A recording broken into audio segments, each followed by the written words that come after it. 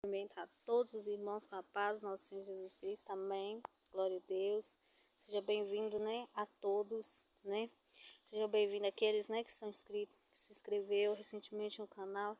Que Deus abençoe sua vida grandemente, amém. Louvado o nome do Senhor. Irmãos, eu quero hoje deixar uma meditação para as nossas vidas, para a sua vida. Talvez você tenha questionado às vezes. Você tem falado assim, mas há quanto tempo eu espero por um milagre? Quanto tempo eu tenho orado por essa bênção, por esta porta, por este milagre, e não tem acontecido.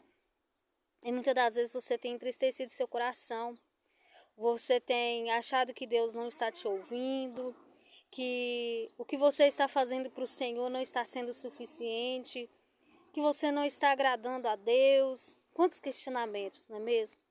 Quantas vezes o seu coração dói, Porque às vezes você olha e fala assim, mas fulano pediu e recebeu, e eu ainda não recebi o que eu tenho pedido ao Senhor. Mas eu quero deixar para você meditar sobre a palavra de Deus. Você vê os mistérios do Senhor. Tudo tem um propósito. Deus não está te castigando, te punindo por você estar orando e ainda não ter acontecido aquilo que você tem orado para que aconteça.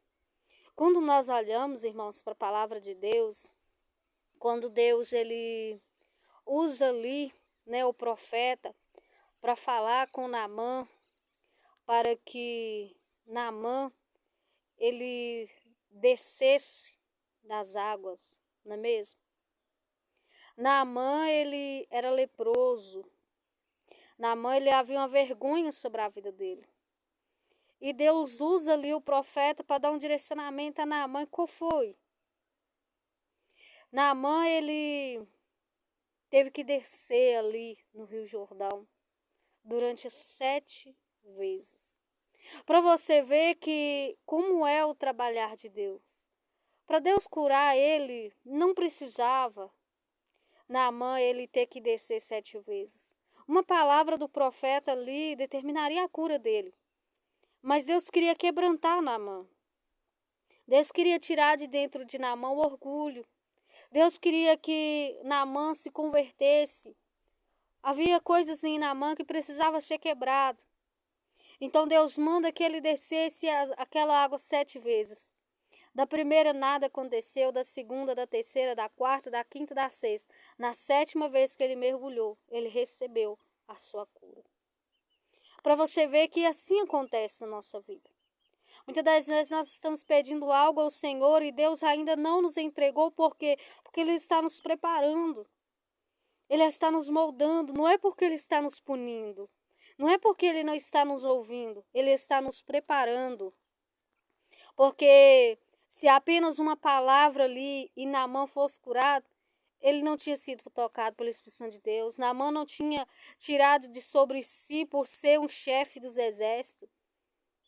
E quando Naamã ele se humilha ali, ele mergulha 7 vezes. Ele não foi apenas curado, mas ele se converteu ao Deus de Israel. Quando nós olhamos também, irmãos, pela palavra de Deus, quando nós olhamos ali, quando Deus ordena ali ao povo, ordena a Josué, que era para eles rodear a cidade de Jericó, os muros de Jericó. Durante o quê? 7 dias. 7 vezes. No primeiro, no segundo, Aí foram 7 voltas para que a muralha caísse por terra. Deus poderia ter derrubado aquela muralha apenas com a palavra de Josué. Deus poderia ter derrubado aquela muralha na primeira vez que o povo rodeou. Mas Deus tem os seus mistérios. E não cabe a nós questionar, murmurar, reclamar, mas sim confiar no Senhor, continuar perseverando. Se o povo tivesse desistido de rodear a cidade, se o povo tivesse desistido, eles não tinham recebido a bênção. Ei, não desista. Continue perseverando. Continue orando. Ai, irmão, mas faz anos que eu estou orando e nada acontece. Continue orando. Quando nós olhamos também na passagem, irmãos, quando nós olhamos ali no Novo Testamento, aquela parábola do juiz iníquo. A mulher, aquela viúva, ela precisava que aquele juiz, ele julgasse a sua causa. Mas o juiz era um homem que não temia a Deus, não temia homem, não temia nada. E ele não queria julgar a causa daquela viúva. E ela desistiu? Não. Ela foi, ele falava que não. Mas ela voltou, ela insistiu, ela perseverou. E foi indo até o coração daquele rei ali, daquele juiz iníquo ali. Ele se comoveu e ele fez justiça. Nós temos também no Novo Testamento também falando a respeito disso, sobre quando alguém viesse pedir algo emprestado. Às vezes o pai de família não ia querer abrir a porta porque ele já tinha despido, os seus filhos já estavam dormindo na cama, ele não ia emprestar pão para aquele homem. Mas aquele homem ali, ele insistiu e ele recebeu. Então, insista, não desista da cura que você tem buscado, do milagre que você tem buscado, da libertação do seu filho, da sua filha, do seu esposo, da sua mulher. Não desista. Amém? Persevere. Muitas das vezes vai ter aparência, parece que nada está acontecendo. Mas primeiro, para as coisas acontecer, irmãos, tem duas partes. Primeiro, Deus tem que quebrantar nós temos que estar preparados. Deus não vai dar nós algo se nós não estiver preparados. E outra, começa no espiritual.